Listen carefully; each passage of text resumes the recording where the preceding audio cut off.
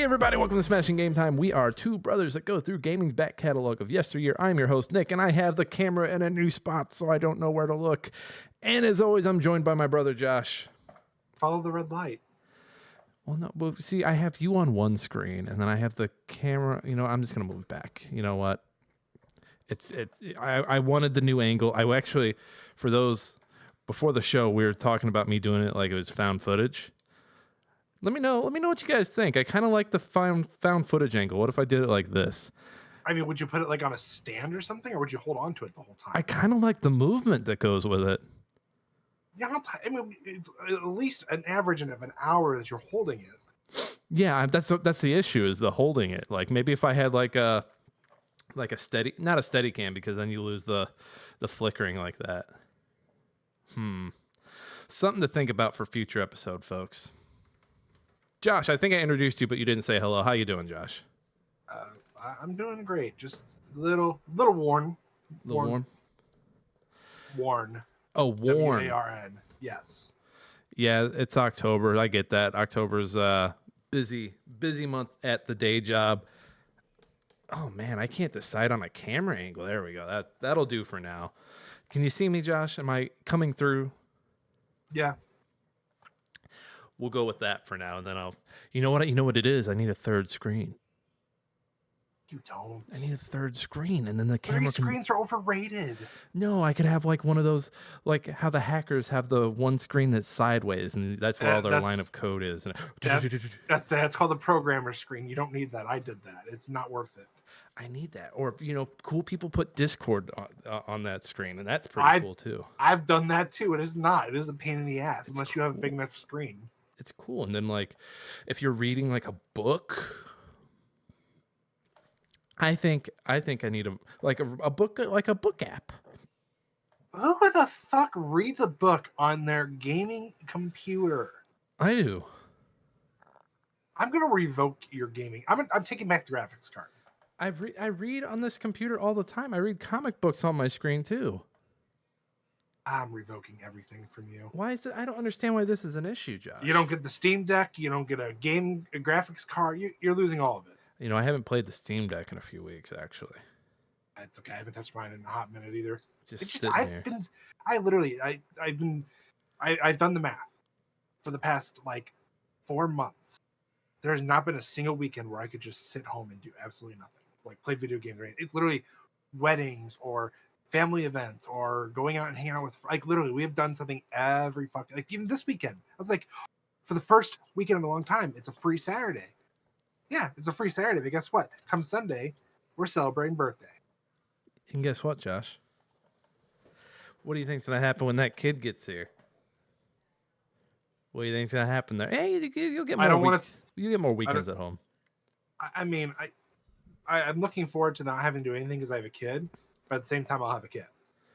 Yeah, but the kid will go down for a nap, and then you either take a nap during that nap, or you do something that you want to do during that nap. Really, it's up to you. Dealer's choice. It's probably gonna be naps. Yeah. Naps of me dreaming about playing Star Wars Rogue Squadron 2. But you know what? You won't. You think you'll miss like the opportunity to go play games? You won't. And you'll still find that time. You'll find it. Not like the first few weeks, but like once you get into the groove of it, like you'll really set in and be like, oh, why was I ever worried? Oh, I'm not worried about it whatsoever right now. I need to see how it's going to be, though, because the first couple of weeks will define how it's going to be, like at least the next couple of years. Yeah, just, you know what? You're not going to, those 80-hour RPGs you like, say goodbye to those for a little bit. I can't even play the 5-hour RPG games right now. I don't have the time. You know what? I got a game for you. It's called Peggle. I started Peggle. I only got like 3 levels in. That's the last time I played it. Same thing with Duma. I got like 2 levels into that. You just need those quick games like Peggle or Balatro that like, okay, I've got 20 minutes. Then I've got to warm some titty milk for this baby. Hey, we're 4 minutes in, so I can say titty milk without YouTube being like, oh, wait a minute. He said titty milk. Ban this man. Ban this man from YouTube. No, you'll be fine. You'll enjoy it. And You live close to family, so we're always here to help until we're not. We at least got one session out of you guys, so. God damn it! I knew you were already banking that one time you came over. I'm not gonna do that. Families there to help each other. I'm not gonna count shit. I'm not gonna be an Amy or a Greg. I'm gonna keep score. I'm gonna keep Please score. don't. I'm keeping I'm score. definitely not. I just wanted to do it that one time. Other than that, I really don't care. It's up here. Well, you didn't feed. We might have said this in the last podcast. You didn't feed my daughter. That was all Andy. I fed your son. I had to make him pancakes. Okay. All right. And I cleaned your kitchen. You get half a point. Partially. Yeah. You get half a point. You get half a point. And guess who had to put his clothes on him and make sure he went to the bathroom? Which we have to talk about that. I didn't bring this up last time. Was it weird? Were you like, I'm not a weird uncle. I'm not a weird uncle. I'm a good uncle. No. So, so he threw his underwear on the ground. He ran into. Well, first off, he threw away his pull-up, which I was very impressed by. Like, for those who don't have context, this is my 16-year-old son. Yes. So he threw his pull-up away, which was like, okay, cool. He threw his underwear on the ground, and then he ran to the bathroom. Yep. Okay. So I don't hear him or anything, and he's like, Andy goes, go make sure he washes his hands. I'm like, okay. So I didn't like. I stood like right around the corner, but not like I stood like backing against the wall, like, okay, let me know when you're done, dude, and whatever, do your thing. I don't want to be that weird uncle. And he turns around and goes, I'm not hurting. Yeah, make that make sense. Yeah, I don't know. Maybe it wasn't pooping. I'm not hurting. He was standing on the stool peeing. Because he said like if he really has to go, he'll say that his belly hurts. That makes sense. So maybe that. But he doesn't do it often. But yeah, when he does do it, because there's always words where like, oh, I don't like the way you said that. I mean, we're talking about the same kid who took me by the hand, led me to his room, locked the door, turned off the light, and said. So I was like, okay, we're just gonna chalk this up to this kid's fucking weird.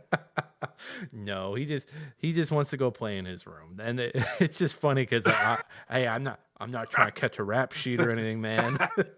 I know. I remember my first words he did that when I came out. I was like, your son tried to molest me. Oh God, I don't. No, he doesn't. He just likes to play in his room. I always think of the Scary Movie 2, the scene where Ray goes underneath the bed and the clown grabs him, and the clown goes, Ray. "Yeah, Uncle Ray wants to play." So wait, when he took you into the room, I'm trying to remember. Did he turn the light? Because he doesn't like to have the lights on when he's playing. Yeah, he literally he goes in, like pushes you, but gets you a little further, closes the door, locks it, turns off the light, then he sits on his little cushion stuff, or I guess pillows, and then he looks at me, grabs his book, and goes. And I'm like, am I about to be molested during story time? What is going on here? He wants me to sit on his lap. I'm so confused. No, so now when he wants to play in his room, we'll go in. I'll pick a corner. Like I have a corner where I've already laid down stuff for me because I'm like, I'm old. My back's gonna be fucked up. So I've got my corner cushioned already. He'll turn off the lights, close the door, and be like, hey, it's nap time because he's going to school now. And so he's like playing school, and then he'll turn the lights on and be, all right, it's time to learn. And then he'll say some gibberish, and it's like, I don't know what the fuck I'm learning right now, but whatever. Dude, so, would you go back to nap time? It is fascinating the way kids play, and they're way smarter than you think. And it's like, oh shit, he's imitating everything he does at school. That's cool. He's literally sitting there teaching you how to use the Pythagorean theorem, and you're just like, what the fuck are you saying? I don't know that one. What the fuck are they teaching you in preschool, bud? But I digress. This isn't Daddy Hour. That's the other show. Although Daddy Hour is the other show we do. No, this is Smashing Game Time. That's right. Smashing Game Time. You can find us anywhere you get your podcast. We're on Apple, we're on Spotify, we're on YouTube Podcasts, we're on YouTube proper, where you can see our wonderful faces. You can also fuck the algorithm and tell a friend. That's right, I don't fuck with the algorithm. Those little robots, those little phony ass robots Elon Musk showed, I don't fuck with them. I fucking fight them. Well, hold on now. I think that's the only reason why people want them is because they can fuck them. Yeah, people want to fuck the robots. I ain't into that. I ain't feeling it. What fucking Rick and Morty bullshit is that? I know what kind of bullshit you're into. So I've seen what makes you cheer. So I don't give a shit what makes you boo. So, you know, those stars and those words, just shove them right up your ASS and just tell a friend about us. We're way past the mark, so I can start cursing. I've been cursing this entire time. Today we are talking what we're playing. We're talking some news. There's some leakage. Nintendo's leaking again. They're leaking everywhere. And then at the end of the show, we're going to both do our 5 way too bold console predictions for the future of console gaming. And you know what? They're going to be bold. And they're going to probably be right. Because we are bold and we're accurate. Bold and accurate. That's actually, I like that. It sounds like a cigarette.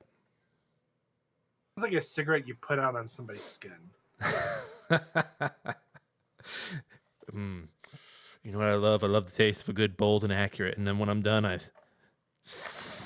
on my brother's skin and it burns him. Bold and accurate since 1964. I haven't seen a cigarette commercial because they're not legal in I don't know how long. So I don't think there's been a cigarette. The only Josh, I have a theory. I know we want to get to the games. I've got a theory that the help commercials or like the don't smoke, teens don't smoke, that kind of shit. That's the only way we know about cigarettes. That's the only thing keeping, cigarettes from movies and other shit. But I kind of feel like the don't smoke people are like kind of like a workaround to be like, okay, we got to get cigarettes into commercials somehow. What if we tell them don't? See, you're fucking right, because I want to think about it too. It's the same thing with vapes. You only fucking see it when it's people telling you not to do it. It's kind of like Dare, and we think the Dare program's a complete failure, right? Yeah, it was a failure when it came out. It was never succeeding. And then so my thought is like, yeah, I'm watching like what was the stupid bullshit news channel we used to watch in middle school, News Channel 1? Yeah, oh, God, I fucking remember that. And they'd have the commercials between their little 2-minute segments, and there'd be one of those commercials where it's like, Tanya used to hang out and be fun, and then she started smoking weed, and now she's all flat. Or the you don't always die from tobacco. It's like the only reason I'm like, yes, people are smoking in movies, but a movie's like a 2-hour thing where someone's smoking in a scene. You are bombarding me with these commercials that are telling me not to smoke. What the fuck? And all these kids are like super cool, and it's like, yeah, I want to be just like them. Actually, I want to smoke. That guy's partying with the cool kids. Yeah, and they say he's gonna be a burnout and he's gonna be lame and old, but I'm still young, baby. Give me that cigarette. I got 20 years before I look like that. Fuck it, let's do it. I only socially smoke, and it's usually like before an improv show. Honestly, cigars and then celebrations usually. Ooh, I could use a good cigar. I love the last cigar I had was in Austin last year when I got my manager. I bought a $70 cigar, which I'm regretting now because I no longer have that manager. Yeah. But that was me and a friend smoked that cigar on the hotel patio. We were out there smoking and drinking all night, and it was a good time. I got a cigar guy at work already. Like really? Literally, he has a license and he orders cigars. Like no joke, he can sell them legally. Yeah, he can get anything.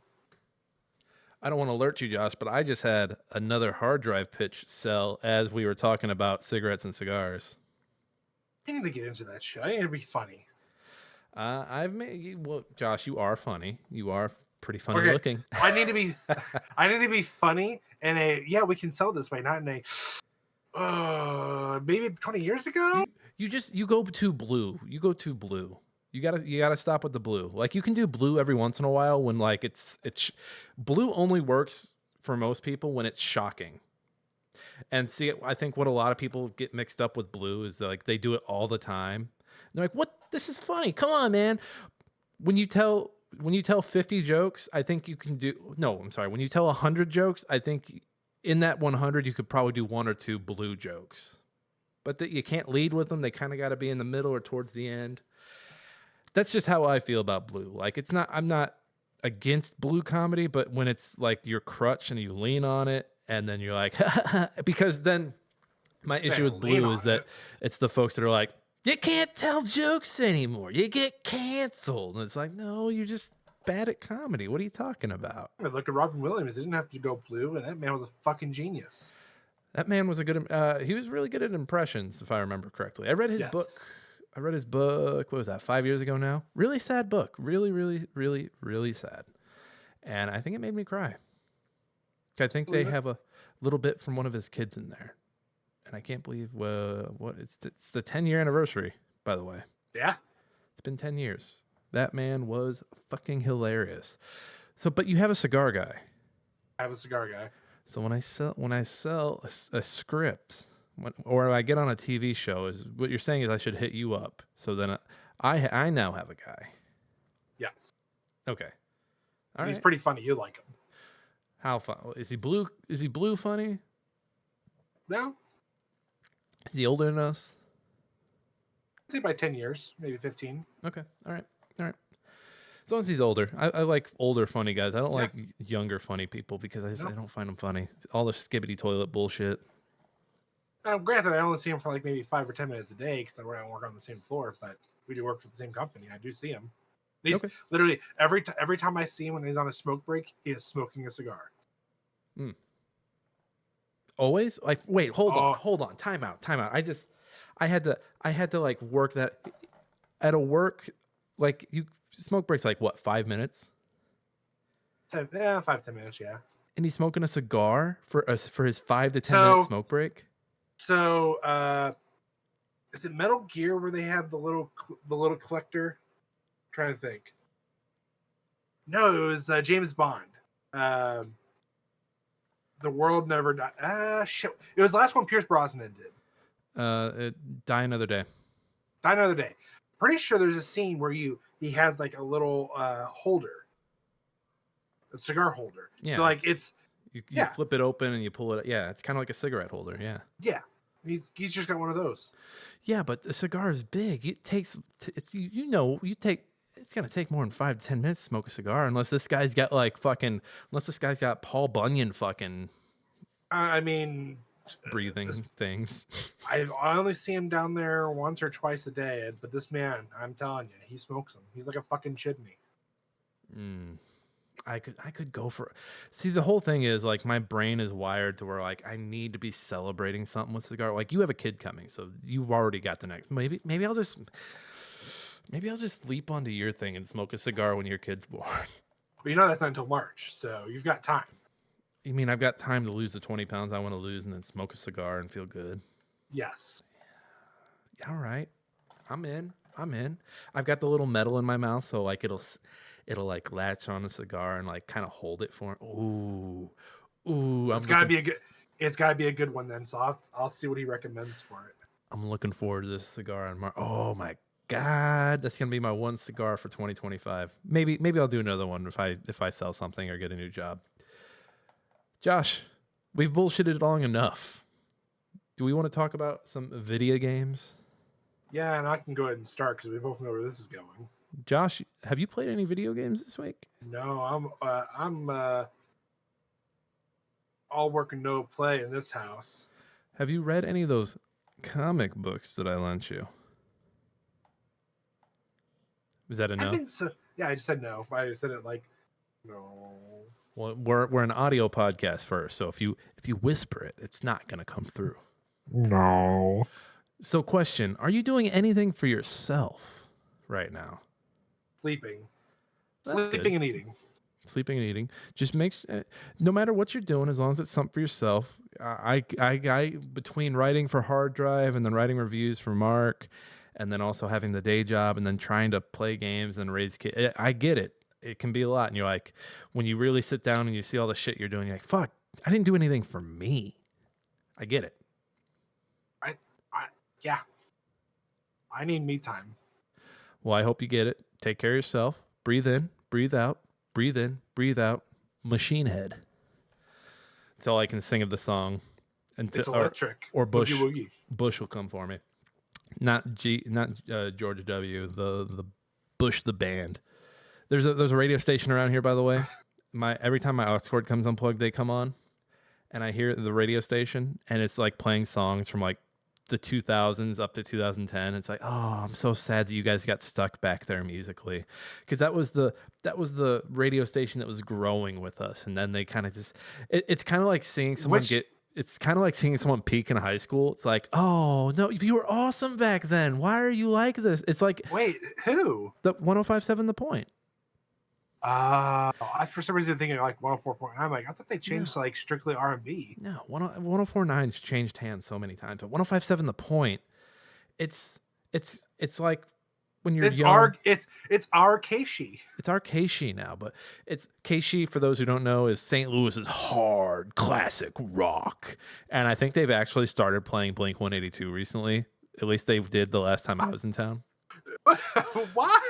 But the thing about your radio station that you listen to as a kid, still playing the same stuff that it played when you were a kid, is it's kind of like having a cool uncle. When you're a kid, you're like, wow, you're so fucking cool. You play Halo 2. You drink Mountain Dew. You don't give a crap, cool uncle.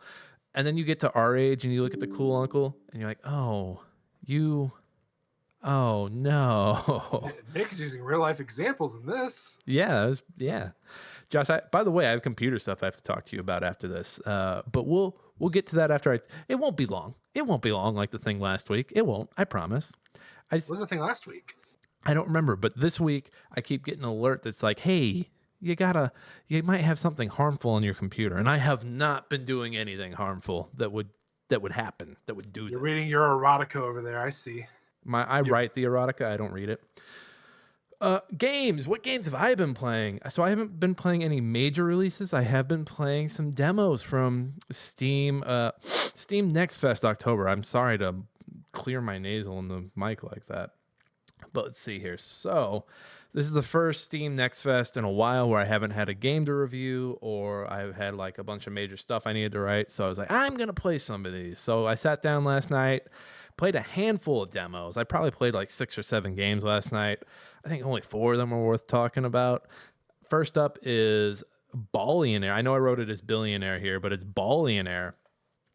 And Josh, I don't know if you want to Google this while I'm talking about it, or looking it up on Steam, but Ballionaire is basically if you take all the good combo chaos making stuff from Balatro and the good feeling of playing Peggle mixed with like what's the pachinko game from Price is Right? It's that. Very cartoony. You place little stickers around. So like let's say you shoot a ball down and you have a rope. The rope will lassos the ball back up. And there's a sticker that's a tree, and if you bounce into a tree from the bottom, then you get like 200 points. And basically, you're trying to hit all these different markers to build up your dollar amount, and you have 5 balls to build up whatever the par is. So like 5 balls to make 500 par, and then you break that, and it's like, okay, now you have 5 balls to break 2,500 par, and that just keeps building up. You keep putting stickers on between each ball. There's like, for example, you can put a mouth at the bottom, and there's a bunch of food stickers that you can put on. And if you hit a food sticker, you carry that food. And as you're going down, if you land in the mouth for every piece of food, you get like $500 or something like that. Or you can put like a timer sticker that goes up for every second that it's on the board. And then when you hit it, you get that. And there's also, you can also activate additional bonuses that, like for example, one I kept putting on was bottom row scores double. So then you're like, okay, well I need to put a timer at the bottom. So when I do hit the timer, whatever it's worth will be double. And you just keep stacking stuff like that. So you can just like build your money up and just be crazy money, man. So that was fun. I really liked that. I liked that way more than I thought I did. I hated the tutorial and I was like, get me the fuck out of here. I almost called it off, but then I ended up playing it for an hour. Real fun. Another one I played was Midnight Murder Club. Have you heard of this one? This one sounds familiar. So this is from the folks that did that dodgeball battle royale game. Was that Slam City? Oh yeah. Okay, I've seen this before. What is? Now I'm. I forget what it's called, but Knockout City, I believe. Midnight Murder Club is basically you're in a dark mansion. You have a flashlight and a revolver. It's a multiplayer game. It's hide and seek with a revolver. And the cool thing about it is I was like, oh, how's this going to work? Like, I'm going to get shot and I'm not going to know who's shooting me. No, the game takes care of it. So every player or every team has like a color base. And so when you shoot, if you're on the red team, your bullets are red. And so you always kind of have an idea, or if you're playing free for all, everyone's got their own bullet color. And that kind of illuminates an area as well. And it's a lot of give and take. So like you'll get into a room, you'll have your light on, you'll search, and you'll be like, okay, I need to turn my light off. And then you'll wait and you're listening also, and they can hear your microphone if you have it on. Really cool game. I was up in an upstairs bedroom where someone has a stuffed bear, and I was hiding by, like, the game gives you areas where you can kind of like set up and like maybe kind of try to trap. I didn't see if there's more environmental stuff where it's like, oh, here's a vase, let me knock down this vase. But you can also, I was playing with a guy last night. We were playing 1v1, and I'm listening. And at one point, I faintly hear him, and he's saying Marco. I'm like, oh, this guy wants to play Marco Polo. So I start saying Polo, and we kept doing that back and forth. The rounds are really quick. I believe they're only like 5 minutes long. Really fun, really stupid fun game.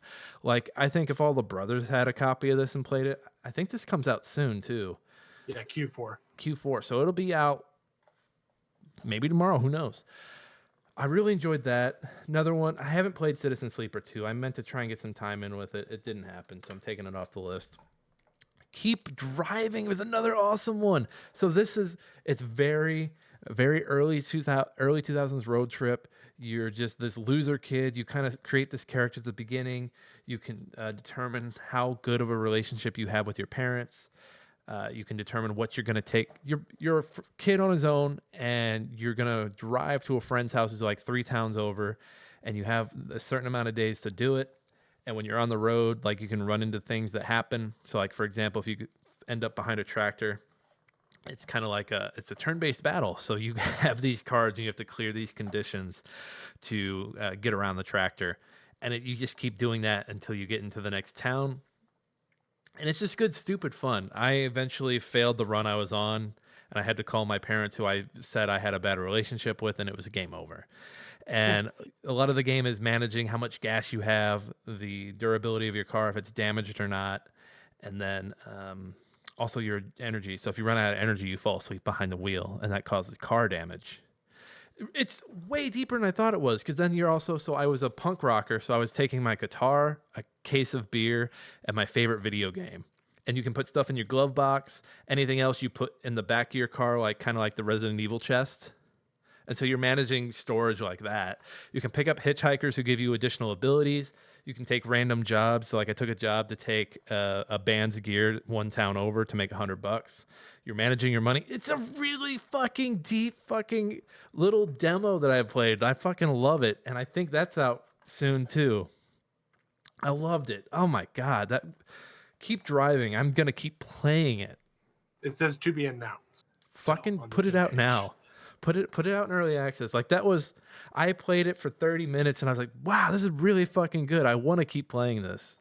So it looked like the most, like, as far as like all the 4 you had on there, definitely the most promising. Like, okay, I could see myself like coming back and trying different things with it, where, like you said, Midnight Murder Club is more of a, yeah, let's sit down, get the brothers together, let's have some fun with that shit. Right. Like, Midnight Murder Club would be our new what was that, Battle Block remastered or whatever it was. It was the Battlefield, Castle but Crashers. It was Bit. No, Battle Bit. Remember Battle Bit? Battle Bit remastered. Yes, I do. Yeah, we played that for like a few I weeks. thought you were talking about Battle Block Theater, and I'm like, no. I did that. See, I get those two mixed up because the names are so close. So close. Let me see. I don't have the other ones on here. Let me see if there's any of those that I'm like, yeah, we can talk about it for a minute. Well, we've got that article that's going to talk about the top 25. So I played the Precinct, which is like a top-down Grand Theft Auto, and you're a new cop. You go on car chases. You kill bank robbers. It doesn't let you kill people. Like, it wags its finger at you if you use brutal force. Excessive force. Excessive force. There's the word. The controls on that one were kind of weird. I'm gonna try it with a controller next time I play it. To Kill a God, that was the other one that I've played that I really liked. So this is from the same team that did, remember that game I reviewed in 2022 called No Place for Bravery? Mm-hmm. It's kind of like a Souls-like 2D top-down. So these are the same folks, but this time it is a roguelike.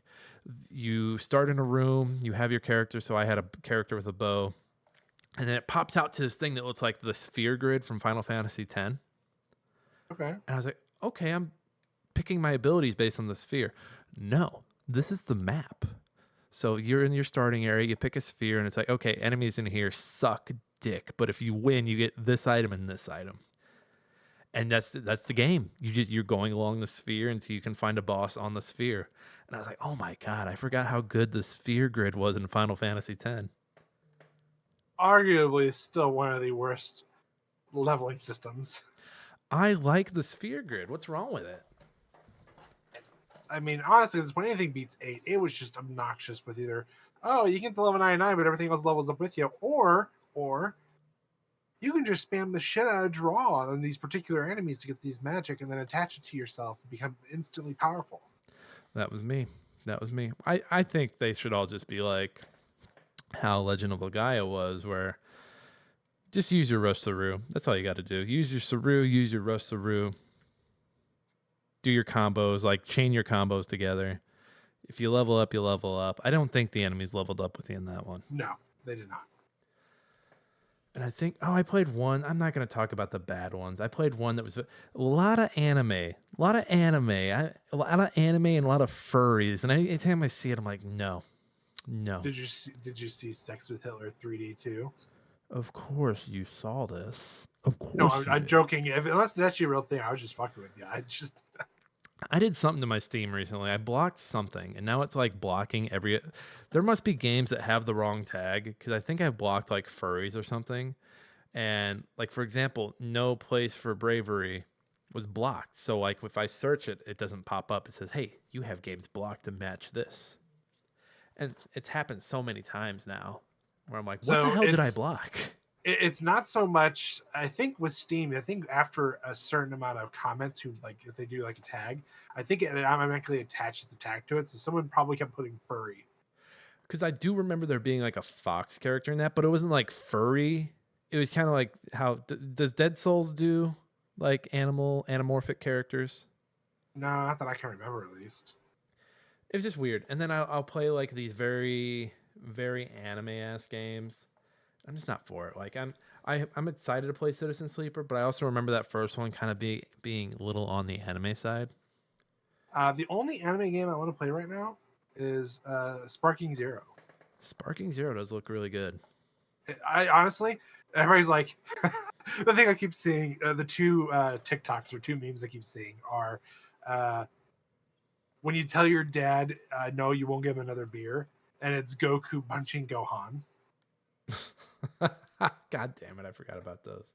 And then the other one is it'll show like Gohan and Frieza, and they'll be like, when me and bro go to play Sparking Zero, and then like there's a second picture, and it's Jiraiya. I don't know if you're familiar with Super at all. Mm-mm.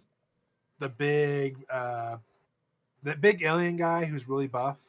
Is he the purple guy, or is that no? That's, Yeah, purple. I thought his name was like Berta or Bruta. No. He's in the middle, like beating the shit out of both of them, and it's like middle-aged dad who just put his kids to sleep and is on his third beer. Jesus. Fucking Dragon Ball Z memes, Dragon Ball Super memes. I love it. But no, I'm having a good time with Steam Next Fest so far. I do have a few more demos I want to play. Like, for example, Citizen Sleeper 2. There's another one, Scarlet Deer Inn, which I think that's a murder mystery. Blanking on exactly what it is. My Steam's being a little slow. It's a narrative platformer with an emotional story and an interesting cast of characters, a dark dungeon full of monsters, and a world inspired by Slavic folklore. The only thing protecting you from certain death is your torch. And all character images are actually embroidered. Okay, that's what stood out. The embroidery. That's cool. Just because I like it when real. Like, remember, what's that game I interviewed? The guy who drew the whole game, and it took him 7 years. Master's Pupil.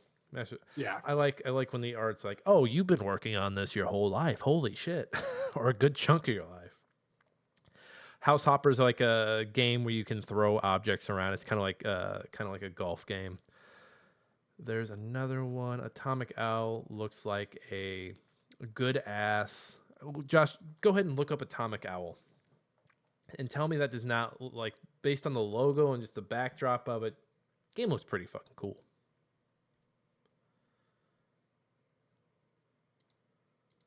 I'm not a fan of the characters standing in the foreground statically and there being dialogue, but it does look like Ooh. it's a right.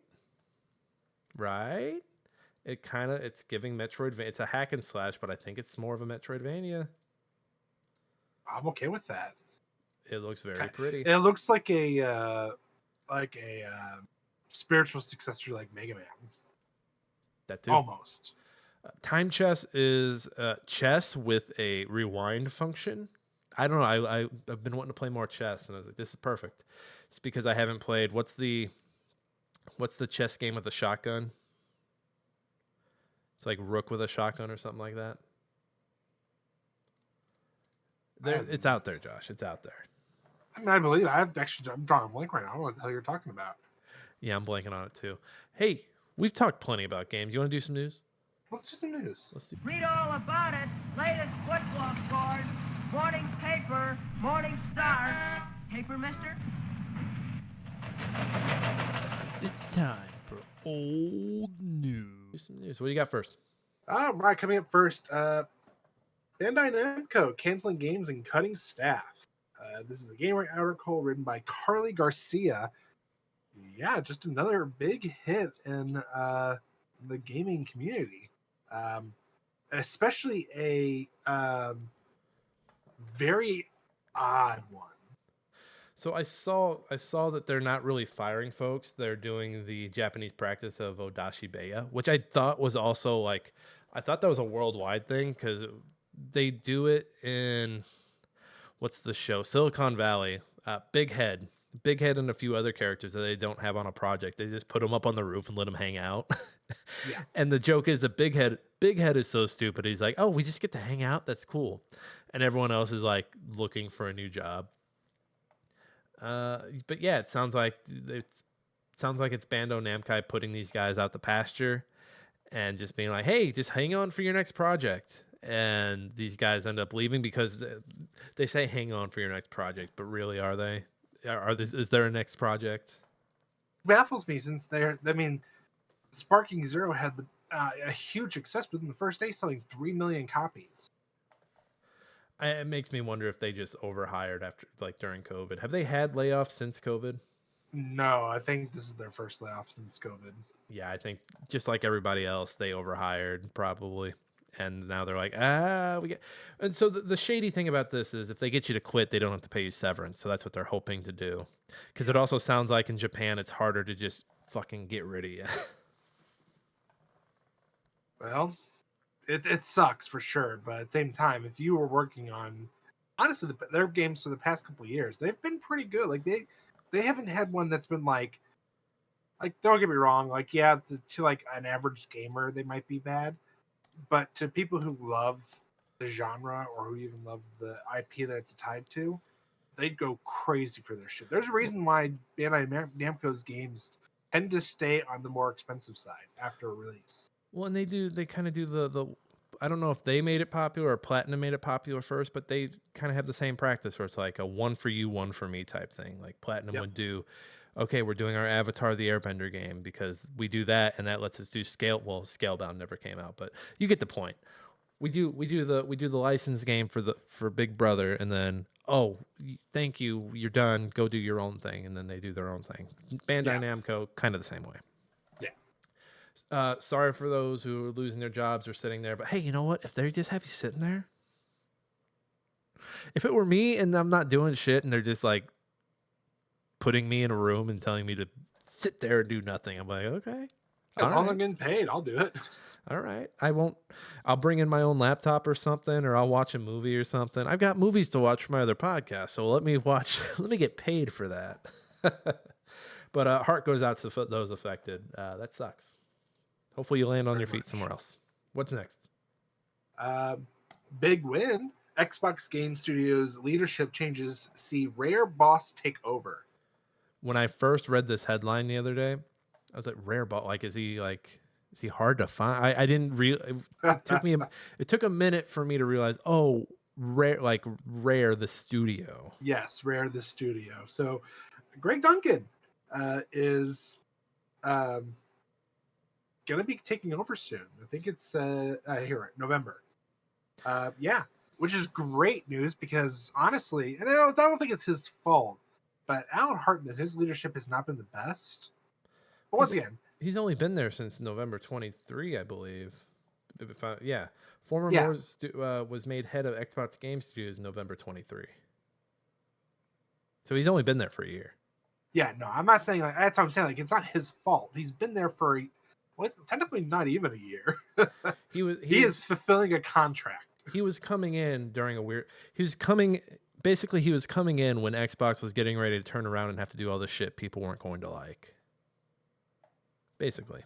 He was there for all the acquisitions, basically.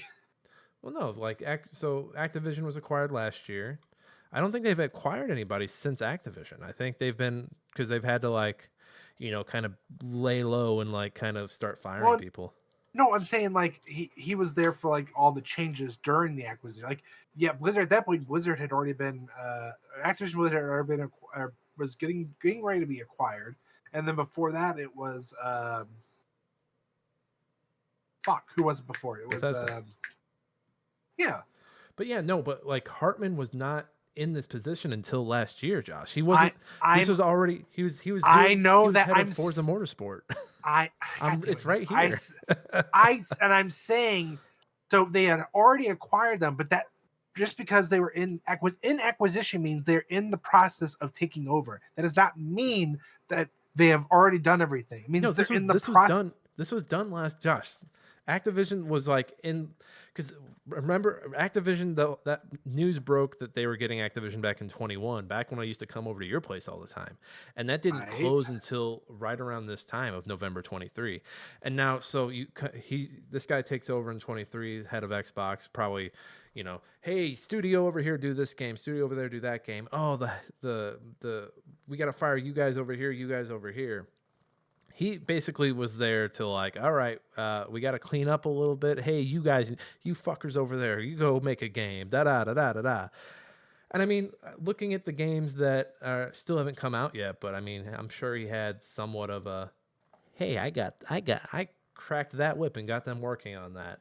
I mean, it's a pretty good list: Avowed, Clockwork Revolution, Fable, Gears of War E-Day, new Microsoft Flight Simulator, South of Midnight. I think Microsoft's they were in a weird spot the last 2 or 3 years. Let's be honest, the last decade. The last decade's been fucking weird. And I don't know, maybe they're getting ready to round a corner here. Moving on. Game Freak released a statement about data breach and leaks. This is the Gamer arc written by George Foster. For those not aware of what's going on, Pokemon had fucked around with Pal World, and now they're finding out why you don't fuck with people. Do we know that this was a disgruntled person who loves Pal World? This just sounds like more than likely no, it's not. But it's just ironic that it's right after the fact. So it's no, it's hard not to make the joke. I love the coincidence of it all. So yeah, this is weird.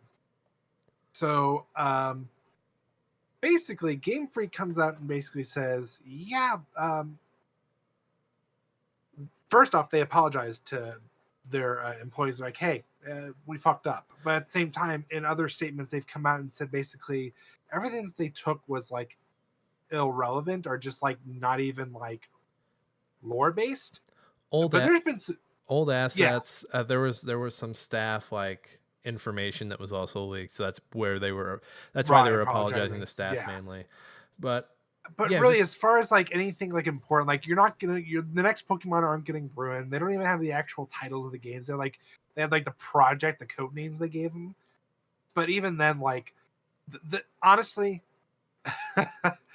I talked to Nick, and Nick was just like, "Wait, I don't get the joke because it's part of our meme." There's a whole thing about Typhlosion. Save it for the meme, Josh. Save it for the meme. I'm going to save it for the Save it meme, for but the it's meme. just it definitely at one point I sat where I was reading off all the stuff that the hacker leaked. I had to stop and go, "Are we sure this is even legit?" But then I sat and thought about it, and I'm like, "Know what? People get bored doing nothing but drawing monsters for kids. This is the equivalent of the people who got bored drawing Ariel." Yeah, and they started drawing penises on the box. Yeah. Yeah, it's basically that. Which, by the way, I'm looking at the Game Freak logo. I don't know if you can see my mouse on screen here. Oh, he's hung. I seen that. It's hung. Okay, I was gonna say the Game Freak logo is very phallic. Very nice. Very nice, Game Freak. I see what you're working with. I'm liking it. Yeah, so there are little sprinkles of this going around. There's the Typhlosion stuff you mentioned. I saw an article on Kotaku about the water starter that would have been Mudkip. It was like a rabbit with a flotation device. Very cute. Very cute. I could see that as a Pokemon. I'm kind of mad it isn't. And I'm kind of hoping that Nintendo sees how much people love it and are like, we like money. You guys like this bunny. Let's have us a meeting here. Yeah, and you know what? Cheers to Game Freak, because I'm sure the hackers are like, we're gonna release the Typhlosion tapes and the I think it was like Wah Rabbit or Wah Labbit or something. And Game Freak's like, go ahead, Okay. go ahead, do it. Who gives a shit? Like, there's some of these hackers just don't live in reality. They're like, we're gonna put your shit out, man. We're gonna put your shit out. And these people who work on Pokemon and go home and have lives outside of it are like, go ahead, dude. If it helps, go ahead. We're not giving you money. It baffles me that like the hackers are like, "Oh, we're gonna release all this stuff," and it's like stuff that no one cares about. It's kind of like, and I'm not gonna dox our friend, but we had a friend in high school who had a very large penis. Do you know who I'm talking about? And unfortunately, there's too many people that I know. So How many hung friends do you have? I have too many. Okay, too many to be proud of to say. Oh, how do I do this? Don't like me, like a weirdo, a runner. Oh, okay, okay. Because anything else I said would have outed who he was. Yeah, that's fair. But he used to be like, "Oh, Mom, they're gonna make," like he'd get mad that we were talking about it and be like, "Mom, they're making fun of my huge penis." It's kind of like, oh, we're gonna. It's kind of like if we were like, "We're gonna tell everyone about your huge penis if you don't give us $100,000. We're gonna tell everyone about the cool Pokemon shit that you didn't do if you don't give us $100,000." It's the equivalent of all the people who are making fun of the pole vaulter at the Olympics who had the big dick. No, dude, that dude was hung. That dude was hung. But again, why would Game Freak give anyone money for shit like this? It's not like, well, aside from the Typhlosion stuff, it's not like any of it's embarrassing. No, like it was all, like I said, it was all irrelevant. It wasn't like there wasn't anything like noteworthy. Honestly, the Typhlosion is the only thing, and I'm like, that's so weird. It's so weird. It's very fucking weird, but it's also like, oh yeah, I get it. You got a bunch of grown men and women, mainly men. Stick around for the meme. You're gonna want to hear this about Typhlosion. Anything else on the Pokemon stuff? No, I honestly, it's we're saving it for the meme. Save it for the meme. Do it for the meme. What's last here? Excuse me while I yawn real quick. Ooh, big yawn, big boy yawn. Look at him go. That came out of nowhere. Steam Next Fest October 2024. We have 25 of the best demos you can download right now. A GameSpot article written by Darren Bontuis. So it's kind of crazy how fast Steam Fest kind of became a thing, and now it's like this metric that people chase. It's like, oh, we have to. It's kind of like it's replaced the circuit. It's replaced the E3 circuit of, oh, we need a vertical slice of this game, and now it's like, oh, Steam Next Fest. When do they do these? They do these October, March, and then one. They do 3 one or in the 4 of summer, these. kind of. They do one it's like each season basically. And I don't know, like, so, and Steam seems to. I like the way Steam tracks it. So they track downloads, but then they also track how many people actually play it after downloading it, and then the times, and then they still track wishlist, which I think wishlisting. I don't think it's a really good metric to follow, but a lot of these devs use this data. They go to publishers like, "Hey, look, we got 90,000 motherfuckers wishlisting us. Give us some goddamn money, son of a bitch. Let's go." And if it gets some of these indies, more publisher money, I say go for it, guys. I enjoy it. I don't get to play it often. This is the first one in a while that I've actually gotten to partake in.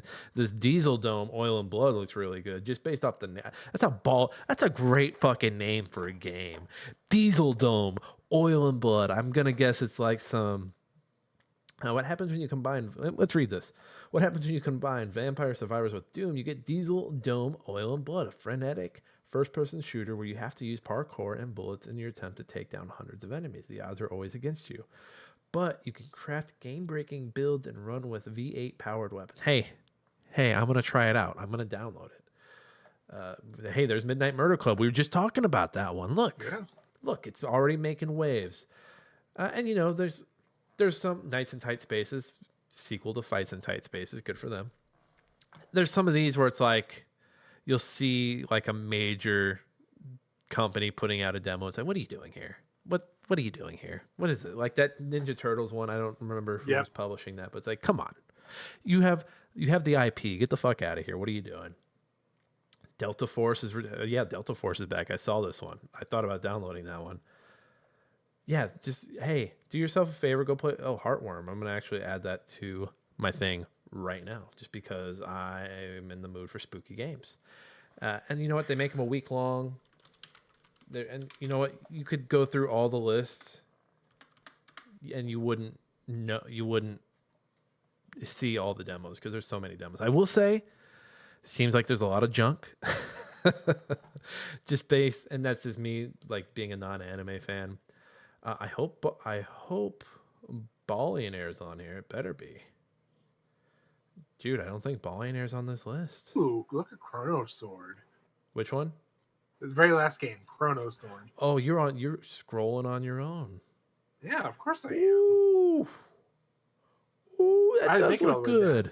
It looks really good. I'm like, yeah, okay, I can dig this. That's it's giving me Transistor vibe, like, just from the gameplay side, but that is very pretty.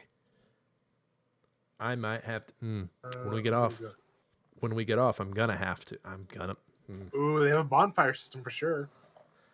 I like that art style. It's very good. It's giving me Boyfriend Dungeon vibes. There's another vibe it's giving me. I'm gonna keep that tab open because I'm gonna go through some of those later. I know why this looks so familiar. I remember someone playing an alpha of this like a couple of years ago, or like a year ago. It's always crazy when something pops up. Like To Kill a God, when I was playing it, there were hobgoblin enemies, and I was like, I've seen these before. Where have I seen these before? And then I hopped on the devs' Twitter, and I saw No Place for Bravery. I was like, that's where I've seen them before. It's a reused skin. That's where. It makes sense. It all makes sense. Josh, thanks for gathering the news, even though I think I pissed you off with the Xbox Game Studios. I saw your silence. You definitely did. I saw your silence. With that. I can read. You weren't listening. You weren't listening to the words that were coming out of my mouth. Before we get to the meme, explain the words that were coming out of your mouth, because the way I understood what you were saying was that he was working through the acquisitions with them, but the acquisitions had already occurred. I meant as far as like after they had already occurred, as far as like hey, we're gonna fire you. Hey, you need to work on this. You need to do that. He was a part of those. Okay. Not the actual buying and making the negotiations. Yeah, it wasn't about that. I'm sorry for being a bad listener. And I'm sorry for being a terrible explainer. I was about to apologize for you being a bad talker, but you did it yourself. I know I'm a bad talker because Andy does it all the time. And she goes, "You're so bad at it." I'm like, I can't help it. No, words escape me. I get excited. You're fine, but you know what? This is communication. People listening were like, "Oh no, they're fighting. This is the end of the show." And you know what I have to say? We worked that shit out on the pod. We do. You ready to get to the meme? Meme time. I Yes, I am so proud of this one too. I'm so upset that I just said pod. I'm kicking myself off the show. Meme time. Let's go. All right, so it's The Office where I'm already forgetting her name. Nick, help me out here. Pam. Thank you. Pam comes in and she asks Michael to basically go, "Hey, corporate wants to know find the difference between these two." And then she comes back and she's like, "They're the same picture, but it's P Diddy and Typhlosion." When you sent me this, like, part of me was automatically like, does Josh know what P Diddy did? And then I was like, "Do you know what Typhlosion apparently did?" So for those who don't know, please explain what Typhlosion what has come to light about Typhlosion, which, by the way, was my favorite starter, and now I have to rethink that. Well, he's you can still like Cyndaquil, you just can't like Typhlosion. Yeah, but if you're getting Cyndaquil, you're gonna get Typhlosion. You're not keeping That's it. true. You're not keeping him as a Quablava. You're Quablava's holding- fucking Bush League. You're just gonna keep Cyndaquil the whole time. You're just gonna hold him to B every single time he levels up. All right. Yeah, you're gonna stop him. Typhlosion was the only way you could beat Miltank. The only way. So, for those not aware, there in the leaks from Game Freak, there was some apparent lore that during a time where interactions between humans and Pokemon were unknown, allegedly Typhlosion had a thing for a 15-year-old girl. And not just like a harmless. Make it. Yeah, I was gonna say make it less creepy. Yeah. So the way I understood in my reading is that he basically did what Zeus would do in Greek mythology, and he would transform into a person and make it with people inappropriately. And I guess Typhlosion, like some form of Typhlosion, did that, and that's what the modern day Typhlosion has come from. Is that right? That's how I interpret it. Yes, from the two different articles I read, basically how I understood it. I'm ringing the fucked up Pokemon bell for the first time in like a decade, because the last fucked up thing I remember from Pokemon is the balloon that carries children away and kills them in space. So last fucked up thing I was thinking about is the fact that Cubone is carrying its mother's skull. Yeah, that's still 25. That's fucking depressing. 25 years later, that's still fucked. Between that and there was another thing I saw that I'm honestly gonna have to look up after this. I don't know why, but someone made another meme, and it's basically it had Typhlosion on the top left, and then it had a couple other Pokemon, Lapras being one of them, and it's like the top 4 never going to be on my team anymore Pokemon. And I'm like, what did Lapras do? What did Lapras do? That's what I said. I'm like, what the fuck did Lapras do? I gotta look it up. I saw it right before I was finishing this meme launch, and I'm like, okay, I'm gonna have to look this up because now I'm curious. We should, you know what? Next week we'll do it after. Yeah, we'll bring it up and see what the fuck these other Pokemon did. I want to know. You know what next week should be? Our third segment should be because that'll, I guess, technically be like our Halloween episode. I think we should do like 34 Typhlosion. No. Like do like a kind of like an X-Files investigation into like the most fucked up Pokemon shit. Ooh, okay. We'll see who can come up with the most fucked up one. Just trade fucked up Pokemon shit back and forth. It's gonna be a spooky episode.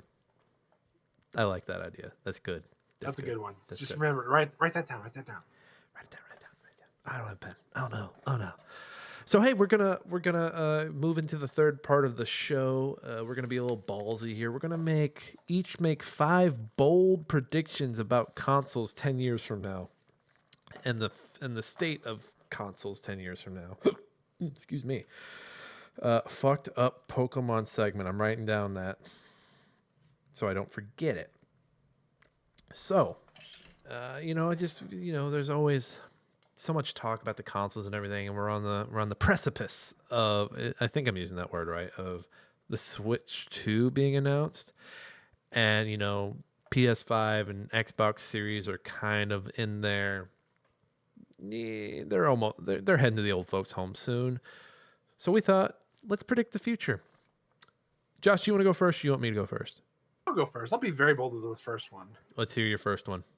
I think future, so like in the next 10 years, right? That's the premise we're going with here. Yeah, the next it can be something that happens within the next 10 years. So if you wanted to predict something that happened like a year from now, totally fine. In the next 10 years, consoles are not going to come with controllers.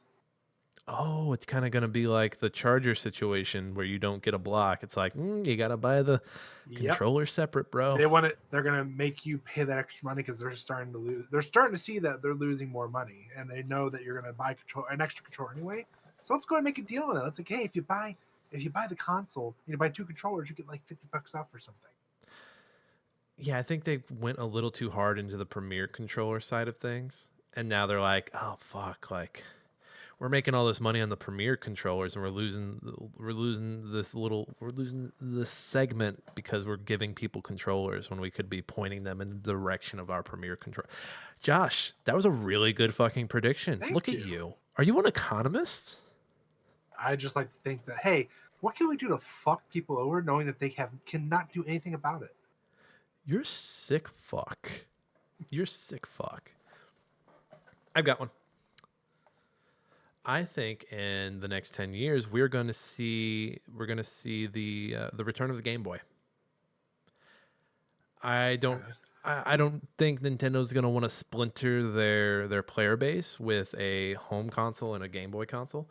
But, given how popular mobile is in Japan, and I think China's also really popular, like mobile's like really popular over there as well.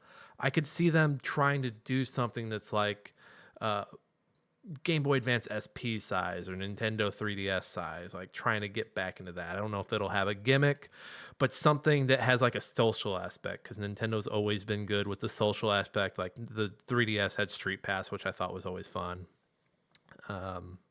Yeah, their voice chat shits always sucks when it comes to consoles, but just a social mobile device that, they just put out a fucking clock. So, you could guess Nintendo will put out anything and you're probably not too far off. Honestly, I'm going to go and segment with that. Your number two? To my number 2, you know what I see Nintendo doing? I see Nintendo either getting into the tablet or cellular device race. I see the tablet more just because they've messed with the touch screens before. Cellular, I don't know, because they're probably looking at Microsoft and seeing it, but I do see the tablet side of it. Like it makes sense, like you said, to get back to that mobile gaming pocket, but like that's where I see the cellular come in. But it's just far as like something that's going to be super easy, something people will buy, but something you can also promote your. They have so many Nintendo apps that have come out within the past 10 years alone. So I could see them definitely getting more on the mobile side and trying to, if not make it more dominant presence in the mobile field, at least entering the tablet or cellular device field. My second prediction for the future of consoles. I can see Xbox Game Pass coming to Sony and Nintendo consoles. Yeah, I know they had that rumor like a couple of years back with like, hey, Nintendo's talking about it when they're talking about streaming. Mm-hmm. I know nothing came of it, but I honestly I could see that. That's a good. I look at storefronts and how Apple operates and how how Netflix kind of operates as well. And when Netflix first became a thing, we didn't expect it to be everywhere. And then at the snap of a finger, like you could log in on your Xbox, you could log in on a Fire Stick, whatever. And I see that being Game Pass because, Microsoft was already exploring like an Xbox Puck or whatever that was. And it might have never came to fruition, but doesn't mean they're not going to try again. Yeah. That drink looks good. I'm a little thirsty. I could feel my tongue getting dry. Yeah, I saw you take a sip and I was like, God damn, that looks so good. I'm so thirsty right now. I lost my train of thought. Where was I going for there? Number 3, my friend. Number 3. Oh, he's out. Honestly, no, I'm not. No, I'm afraid to say it because obviously there's rumors going around for the PSP 2 or the PS Vita 2 coming out. I see Xbox entering the mobile field Yeah, as yeah. well. I think that's been another thing that's kind of been like rumored back and forth. That's probably been like probably deep tested, and they're like, okay, man, what if we did this? What if we did this? I would only buy it if it came with Microsoft Word though, plugged in. See, right? I mean, I see it. I don't have it. It'd be like the lightest version possible. They wouldn't have its own like disc or anything like that or a cartridge. It would strictly be built for Game Pass, Mm. and I think they'd have exclusives on it. So Okay. like maybe not like the whole time, but just enough to be like, hey, if you've got the Xbox Go, you get to play this game for the first month it's out.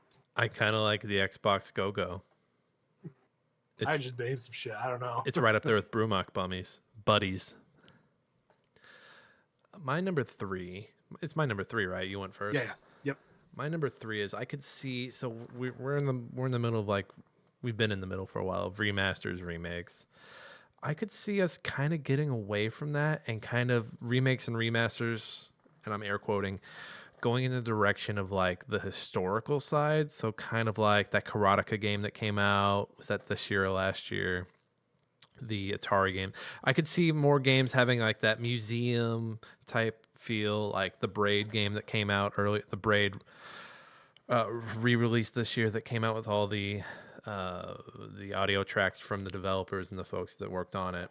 I could see games taking more of that side. So like, for example, Halo. Microsoft's like, shit, all right, we're going to re-release Halo 3, but now, and you wouldn't want Marty O'Dwyer near it, but we're going to have Marty O'Dwyer talking about the music that he did. So I could kind of see the special features on DVDs don't exist anymore. I could kind of see gaming being like, no, we're going to do special features now. I'm gonna bring it back. We're going to bring it back. We're going to do collector's editions, but now you get to hear what Cliffy B thinks about the ending of Gears of War 2. And I'd be here for it. I'm a geek like that. I can see in the next 10 years we're gonna get a remake of a remake of a remake. So The Last of Us Part 1 and 2. Or Resident Evil.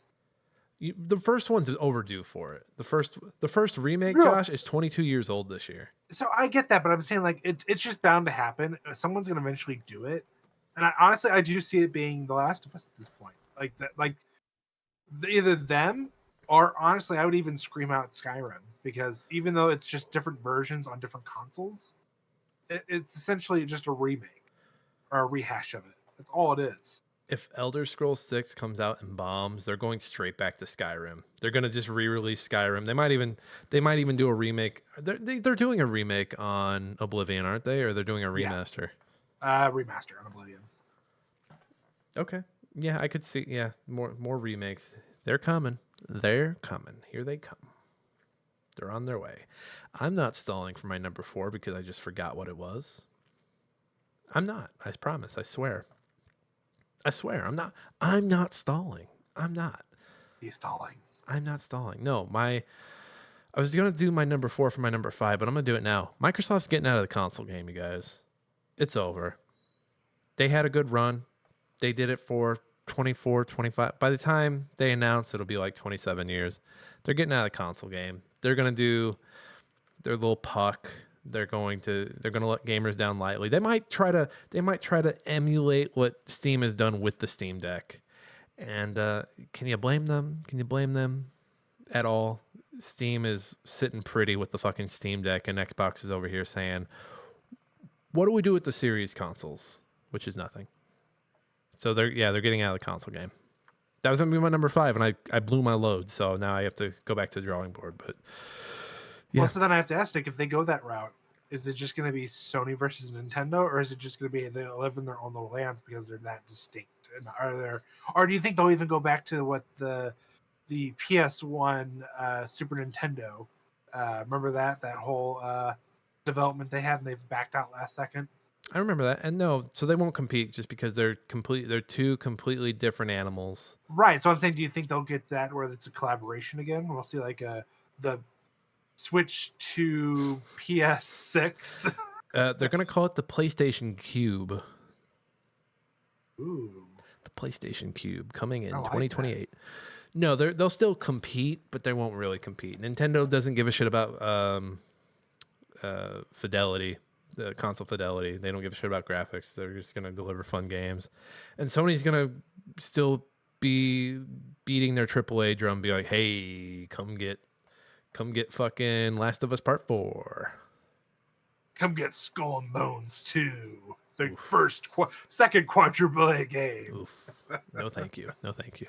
What is your number 5 there, brother? I think in the next 10 years, we're going to see 3 AAA companies go under. Damn, I kind of had something similar. Who's going? Who's going under? Ubisoft for sure. Motherfucker, you're taking my number 5. It was of a different thread, but continue. So I see Ubisoft going under. I can see oh my god, I'm drawing a blank now. Square? No, Square's gonna stay strong. Square be okay. Bethesda, honest. Well, technically Microsoft, I could see like a handful of their smaller ones, but are technically AAA. Well, Microsoft already did their cutting to the Bethesda network of developers, so I think Bethesda was in a healthier spot than they were even a year ago. Okay, that's fair. Well, honestly, for sure Ubisoft is going down, but the other two would be a toss-up because it's like a lot of the AAAs that are out there now are either like really either strong enough that they could take a falter or two, or were picked up by another company. Well, yeah, here's the issue. Like, yeah, name someone who hasn't been acquired by somebody else. But I could see Ubisoft going the way of the dodo. I could see EA being acquired because I think EA was like in talks to sell at one point. I think. Yeah, I can see that. Spectrum or somebody. I forget who was in talks to buy EA, but there were talks. They were looking at one point. I mean, I don't know how Konami's doing. I mean, obviously, they're doing well enough that they can have they can contract other developers to come in and work on their remakes. But I mean, at what point does Konami say, you know what, Kojima-san, we'll give you Silent Hill and we'll give you a Metal Gear IP for this many dollars? I mean, Kojima, if his movie comes out and does well, he's got the money. I'm sure he's got the money. I don't know. Well, let me check his net worth. While Nick's doing that, everybody, I'm just gonna go ahead and just go to Steam and just see if I can. Oops, I did not mean to click that one.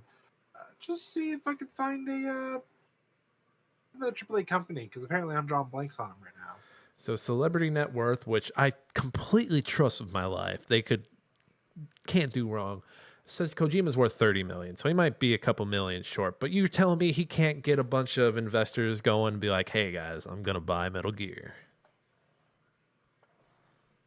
I can see Meta going.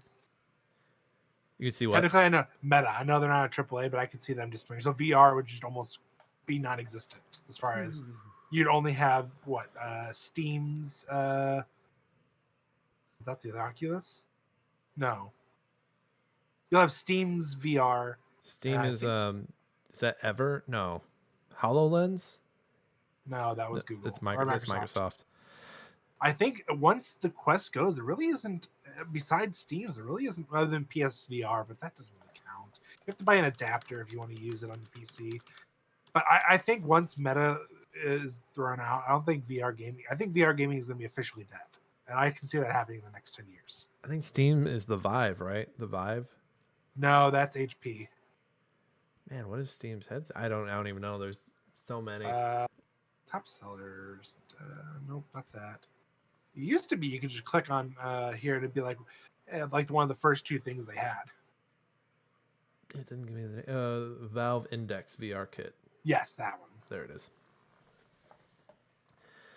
Yeah, VR. Yeah, VR ain't gonna be around VR's there, brother. done, yeah. It's gone. It's dead. R.I.P. VR. Console VR. Oh my god, who thought that was a good idea? You're wrong. There was a couple of cool things with the VR, like that Robot Mayhem game. That was kind of fun.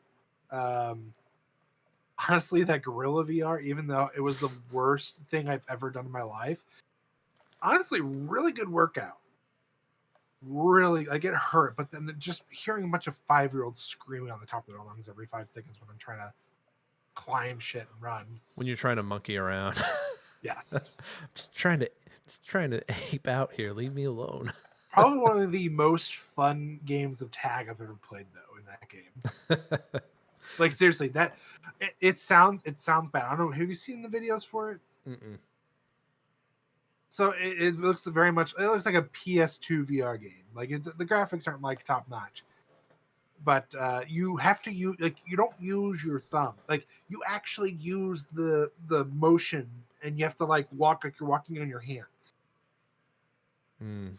No, it's a huge workout. I'm like, good. I'm telling you, good. I had to do it once a day for a whole month as a like a social study thing for to make money basically on the side. I was hoeing myself out for science. I was hoeing myself for science. And I shit you not, I had to do it for an hour. Not only did my eyes hurt, my fucking biceps were on fire. Because like you literally had to move. For those who can't see, he was doing his hands like he was walking on the ground, like he was in a wheelbarrow. Someone was wheelbarrowing him. Yes. You know what would be really good in VR? That Midnight Murder Club I was talking about. Ooh, that would be fun. You're standing in the dark and you turn on your light to turn the corner and see someone staring you right in the face. I'm telling you, Phasmophobia in VR is fucking terrifying. No, thank you. No, I'm gonna make you do it. I mean, maybe I'll come over and do it, but I would need someone to hold me the entire time, and I don't know, man. I'll let you do it alone. Like I would stand here. I'm not gonna make you put it on, and then you'd be like, "So wait, how do you do that, Josh? Josh? Oh God, the lights are off. Okay, we're gonna stay in here and play Phasmophobia." Dude, I remember playing Phasmophobia not in VR and being like fucking terrified. First time a ghost like walked up on me. Oh, I remember screaming. I screamed like a little girl when it happened. It's terrifying. Oh, it's my last prediction. I predict there will be a new kid in town on the console side, and it'll be a little indie. And you know who I think it'll be? You know who I think? If you had asked me a few months ago, I would have said Annapurna, but they imploded. They imploded. I think Devolver. I think Devolver's kind of got the know-how.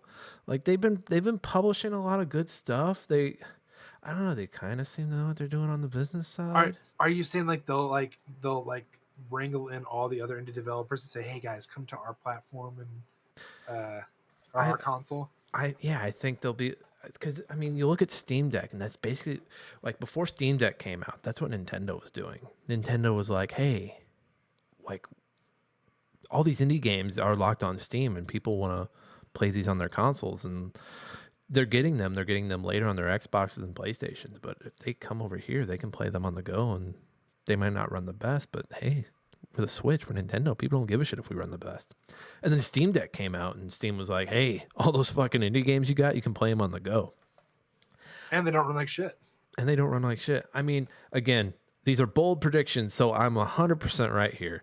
But Devolver could be like, "Hey, guys, we've been taking care of you guys for how long now? Like, Inscription. You think you would have had the reach you had without us? Inscription 2, get over here to our Devolver cube, the Devolver Revolver cube. That's the name for it. Is that a good name? Are you talking? I think you're muted. No, I said no. Oh, you were mouthing it. You're doing the one thing you're not supposed to do in an audio medium. You're mouthing it.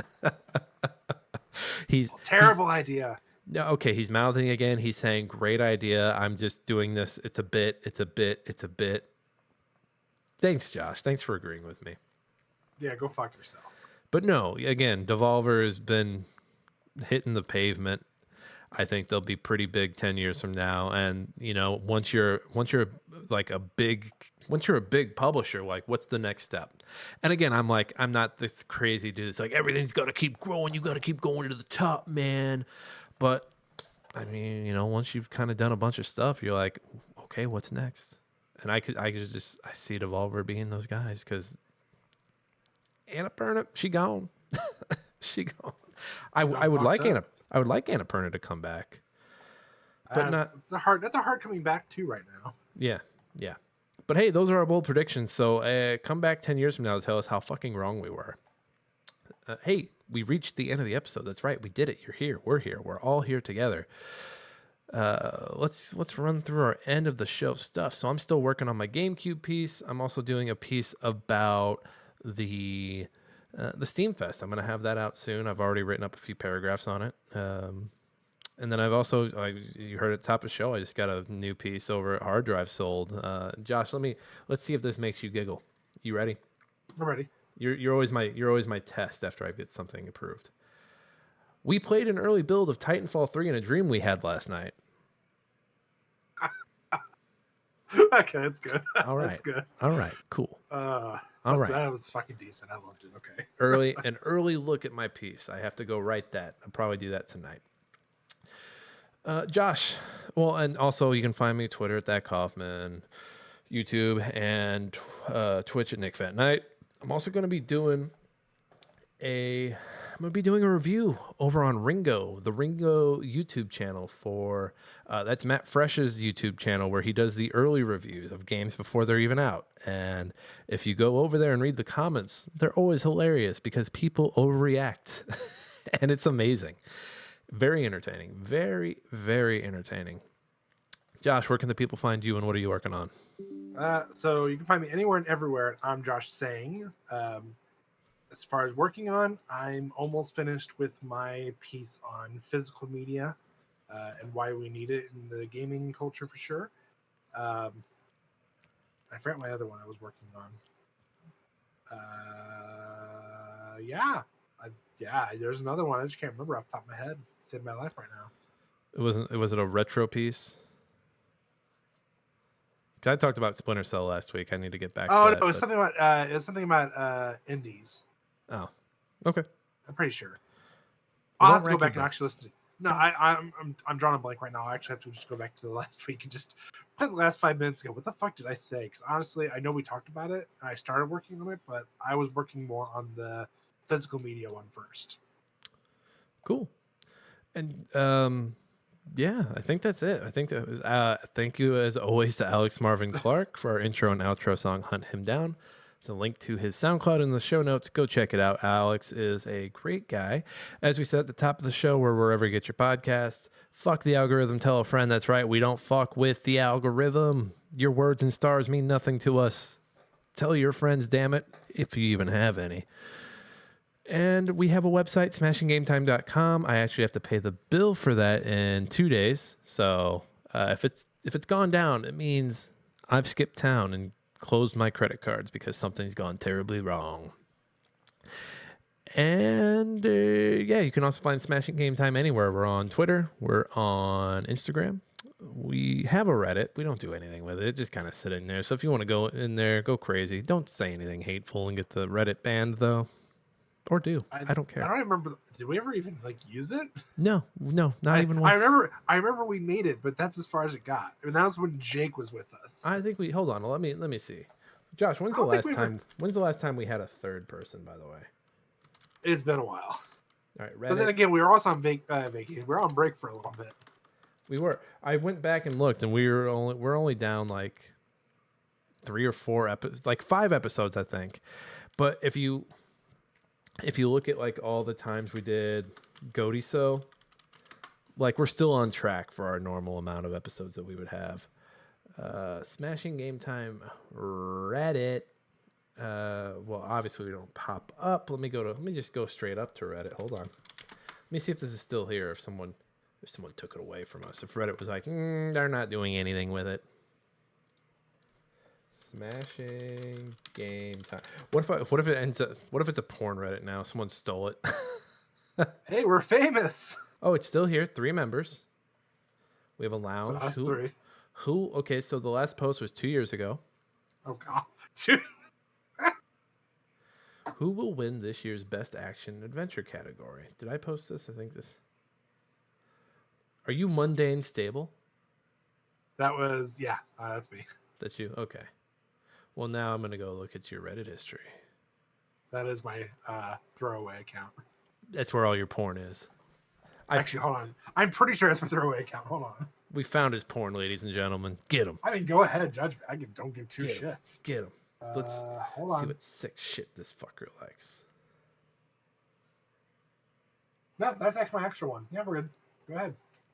You posted in our place.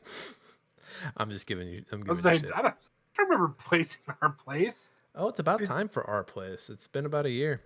So it's about time again for our place. Hey, folks, this has been Smashing Game Time. We hope you had a smashing great time. We'll see each and every one of you next time.